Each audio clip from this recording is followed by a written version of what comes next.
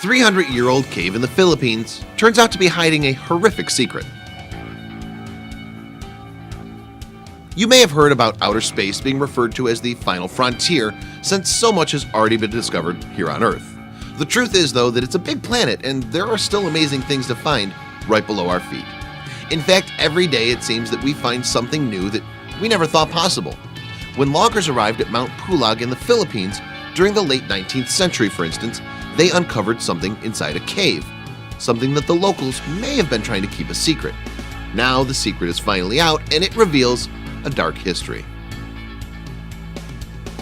When a team of loggers arrived at the massive and mysterious Mount Pulag, located in a large and beautiful jungle in the Philippines during the late 19th century, they found a series of mysterious caves waiting for them.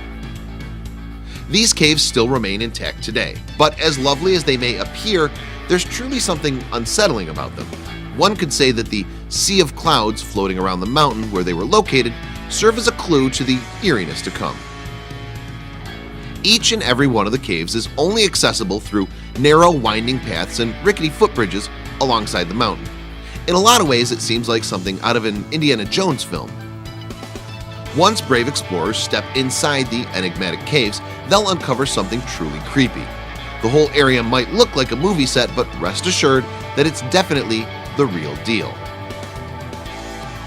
Those brave enough to explore the frightening cave system can only reach the inside if they're brought there by a tour guide.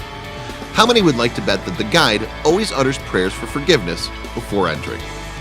The caves themselves hide a horrifying secret, one that the locals likely didn't want anyone to discover. You can see that there are wooden boxes inside the caves. Can you guess what's in each of them?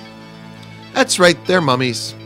In fact, quite a few of the corpses had begun the mummification process long before they'd even died. These frightening and fascinating corpses are known as the fire mummies, or Ibaloy mummies, as they were known to the tribe to which they belonged. Their unique mummification process dates back as far as 2000 BC.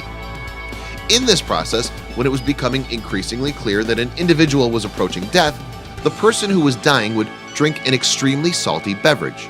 This would subsequently begin the mummification process. After the ailing individual died, they would be washed, put into a seated position, and then placed above a flame. This process was practiced in such a way so that the corpse would dry out instead of becoming cremated and burning into ash. Other members of the tribe would additionally contribute to the ritual by blowing tobacco smoke into the deceased tribe member's mouth, which they believed would help their lost loved ones' insides dry out more quickly. The entire process took several weeks to complete. That may seem like an unusually long time to work with a dead body, but being that this was such an important ritual in the society, it had to be done with great care.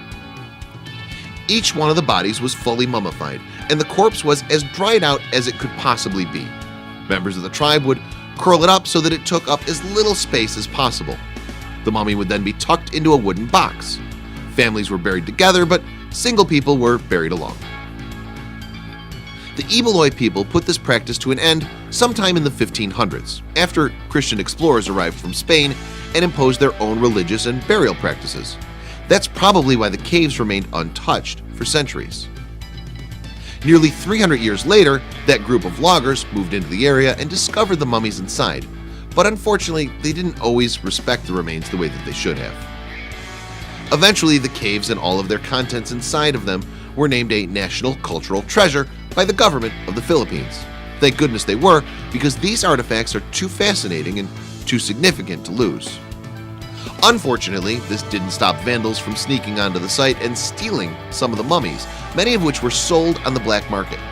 This presented major problems for scientists and historians who were hoping to study the caves. The mummy of Apo Anu, a tribal chief, was one of those pilfered. Though his body was returned in the 1990s, his cave had undergone severe damage by that time. Many people believed the damage was caused by a curse. To this day, there are still several mummies within the Mount Pulag caves that remain unaccounted for.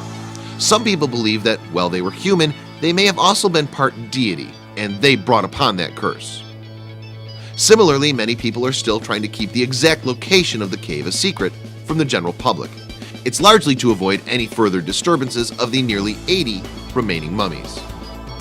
The caves are now considered a World Heritage Site by the United Nations Educational, Scientific, and Cultural Organization, that's UNESCO, and many of the descendants of the mummies still visit to perform rituals.